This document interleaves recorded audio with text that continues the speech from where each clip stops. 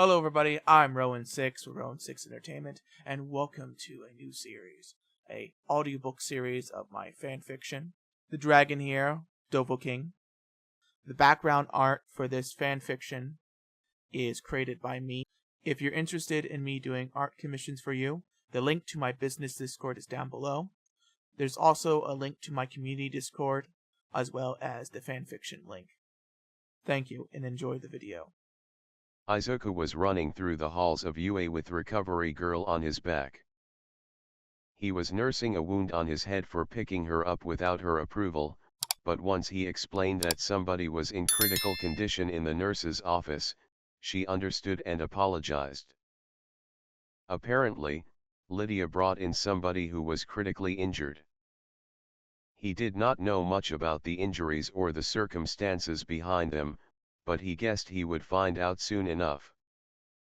He and Recovery Girl got there within a minute thanks to Izuku constantly spamming the slow time shout, combined with his whirlwind sprint shout. Before they entered the nurse's office, they noticed a kid with red spiky hair sitting in the waiting area. Ignoring him for the moment, Izuku did not stop in his stride as he entered the nurse's office. Serena was there with her back turned to him. She was hovering over one of the operating tables in the room. Lydia looked to be completely fine, although she was covered in blood that he guessed wasn't her own. Putting Recovery Girl down, he made his way to the operating table where Serena was. As he did, he immediately noticed that Serena was hard at work and was attempting to stabilize a young girl with pink skin. The girl had pink, fluffy hair, half of which appeared to be burned off. The left side of her face looked to be a mixture of melted and completely blown off, and the two horns on her head looked to be intact. Although he could hear a gasp from Recovery Girl, the sight did not bother him in the least. He had seen similar sights after a dragon attack and had helped heal similar wounds. Pushing Serena aside without any protest, he attempted to assess the situation. Serena did a good job stopping the bleeding, and the girl seemed to be stable for the moment. But he could not help but compare her wounds to an iconic villain from the Batman film, Two-Face. Luckily for the girl, she would not have to deal with such disfigurement thanks to his skills in healing magic.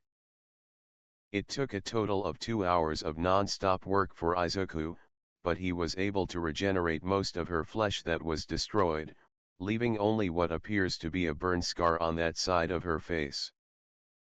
Although he had to shave the girl's head, her hair could be easily grown back with a potion from Serena. Speaking of potions, he looked over to Serena. "Serena, I need you to make 2 potions, one for hair growth and one to deal with that burn scar of hers. Could you do that as I talk to Recovery Girl and Lydia?" Izuku asked, to which she gave a quick nod in response. Walking over to Recovery Girl and Lydia, Izuku spoke up. "Okay, Lydia, report on the situation," Izuku said with the authority of a seasoned general. This made Lydia stiffen and straighten up on instinct as she spoke up. 30 seconds before the exam ended, one Katsuki Bakugo attempted to attack the zero-pointer. The zero-pointer, in response, hit him into one of the buildings after shrugging off his attack. The pink-haired girl, who I'm told is named Mina, and a red-haired boy called Kirishima, who is outside at the moment, went to assist him, and seeing this, I went as well. Bakugo was slightly buried under some rubble and had what appeared to be a head injury but was conscious. Mina offered her hand to help him up, but in response to this, he blew her away with one of her explosions. I immediately moved and knocked him out. I then ran over to her and checked her over, and seeing her wounds, I rushed her here. I met Serena on the way, and she helped stabilize the girl until you got here. Lydia said it in a manner that a seasoned soldier would when reporting to their superiors. But before Izuku could respond, Recovery Girl spoke up. I already called Nizu, and I already took care of Bakugo, and he is currently unconscious in one of Nizu's holding areas. I also took pictures of the girl's injury while you were working with my phone as evidence. But according to Nizu, 2 of the board members and a representative from the Hero Public Safety Commission are blocking Nizu from sending him to jail for assault and preventing Nizu from not enrolling him. They are claiming that the head injury triggered some suppressed trauma from the sludge villain incident. Which, I have to admit, is extremely possible. Luckily, Nizu was able to get them to agree on if there is another incident like this one, he would be expelled and sent to jail. He will also be going to mandatory therapy lessons with Hound Dog during his stay at UA. Recovery Girl said, which made Izuku pinch the bridge of his nose in frustration. After taking a deep breath, he spoke up. Okay, very well. Recovery Girl, do you mind if I use one of your beds? I used a lot of magic in healing her as well as in the exam, so I could use a nap. I also want to be here when she wakes so I can explain to her what happened and how she's going to treat that scar of hers. Izuku asked, visibly tired, to which Recovery Girl nodded in agreement. But Lydia spoke up before Izuku could lie down. What about the boy who is still in the waiting area? He seems quite close to the girl. Lydia asked Izuku. Don't ask me, this is Recovery Girl's domain, not mine, Izuku said as he lay down. He did not even get the chance to hear Recovery Girl's answer to Lydia's question before he fell asleep. 1 hour later, Izuku was startled awake by a person putting their hand on his shoulder. Then, in an instant, his instincts took over, and within seconds, he was out of his bed and pinning the person to the wall with a knife to the individual's throat. Whoa, hot stuff, I just came to wake you up. A female voice said that he recognized it through the sleep-induced haze. Blinking a couple of times, he immediately recognized who he was pinning to the wall.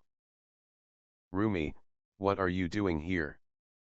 Izuku said, still half asleep, as he got off her. I heard you were in the infirmary, and I came to check if you were okay. Recovery Girl asked me to wake you after an hour. But I was not expecting to get such a welcome when I did. Rumi said, frowning a bit.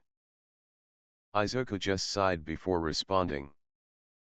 I'm sorry, Rumi, those were my reflexes acting up. While I was in Nairn, assassins or bandits would attempt to cut my throat in my sleep. That's why there is a certain way to wake me up. Next time you want to wake me up, shake my foot 3 times before stopping.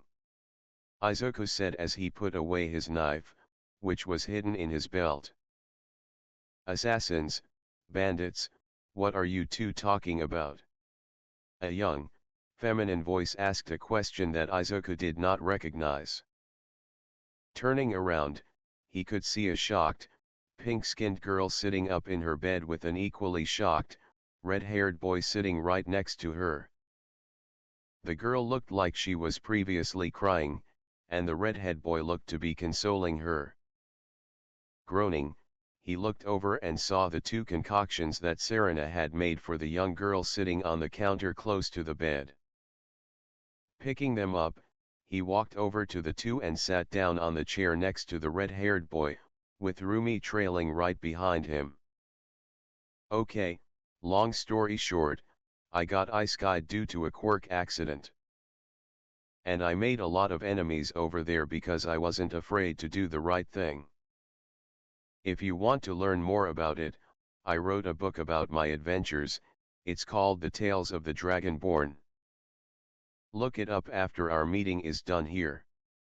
Izuku said as the 2 looked dumbly at him, but he was undeterred as he continued. Now, these are the 2 medications that I am prescribing to you. Both doses are measured by the cap. To properly dispense them, you will fill them up to the black lines that are marked on the inner side of the cap. This green bottle is for your scars. You would need to apply it to a towel and gently rub it in every morning after you take a shower. The second bottle here is for your hair growth, apply it after every shower you take. Both should last you 2 weeks. If you need more or have any problems, my phone number is on the bottle. Izuku said as he handed the bottles to the girl, who looked absolutely confused about the situation. What? Aren't you too young to be a doctor? So, how are you allowed to prescribe my meds? Mina asked, absolutely confused by the situation. You're right. Legally, I can't prescribe your meds, but I'm able to recommend medications to Recovery Girl, who has approved of my recommendation and prescribed them to you. Especially since I was the one who spent 2 hours piecing your face back together. Izuku said in a tone that only an experienced doctor could use. This causes Mina to look at him in shock. You're the one who healed me. I thought it was Recovery Girl. Mina said, confused. No, the blast destroyed most of the flesh on your face, it even destroyed some tendons and muscle and burnt half your hair off. Unfortunately, Recovery Girl's quirk would only stop the bleeding, not regenerate the flesh. I spent a total of 2 hours slowly regenerating your flesh so you wouldn't be permanently disfigured. Izuku said calmly, which seemed to set Mina off. Disfigured, look at my face. I'm pretty sure the scar counts as a disfigurement. Mina yelled, in a mixture of confusion and frustration. She could not understand what the fuck was happening. This kid comes out of nowhere and says, hey, I healed you. Here's some meds. And said he got fucking ice-guyed, and he is so nonchalant about it, it made her confused. And that confusion is quite rapidly turning into frustration. Seeing the look of frustration and confusion on Mina's face, Kirishima attempted to interject, but Izuku spoke before he could. That scar is only temporary thanks to the medication that my friend prepared. I understand that this is stressful, so I won't be offended by your outburst. But I must be going. If you have any questions or wish to confirm anything, talk to Recovery Girl or Nizu before leaving. And if you do not believe that my help was needed to heal you, I'm pretty sure Recovery Girl still has the pictures that she needed to get for her report. Izuku said before getting up and leaving the room without another word, leaving a dumbfounded and shocked Mina and Kirishima in his wake. As Izuku left the room, Rumi was right behind him, so when he spoke, she heard him quite easily. Damn, I need a drink. Izuku muttered low enough that even Rumi had trouble hearing him. But when she heard it, it made her smile. Then why don't we go out and get some? If today was anything to go by, you sure as hell deserve one. Rumi said with a smile, which only caused Izuku to snort in amusement. You really think any bar will sell to me? I may be 24 mentally, but my body is still 14. Until I get my license updated and legalized, I'm pretty sure I won't be able to walk into any bars. Izuku said, causing Rumi to snort in amusement. Don't act like you don't have a stash of booze in one of those dimensional chests of yours. Rumi said with a cheeky grin and vibrant eyes that dared him to lie to her. Haha, you caught me, but I was planning on saving those for special occasions. Izuku said, chuckling. Well, I'm pretty sure you destroying the record for the practical test in the entrance exam makes it a special occasion. Plus, I really want to try this Nord mead that you guys have been going on and on about. Especially when Lydia said, it's some strong, tasty shit. Rumi said, but before Izuku could respond, she grabbed his arm and let him off with a cheer of Nord mead, which only caused Izuku to laugh at her antics. Make sure you guys like and subscribe, and I'll see you guys next time. Bye!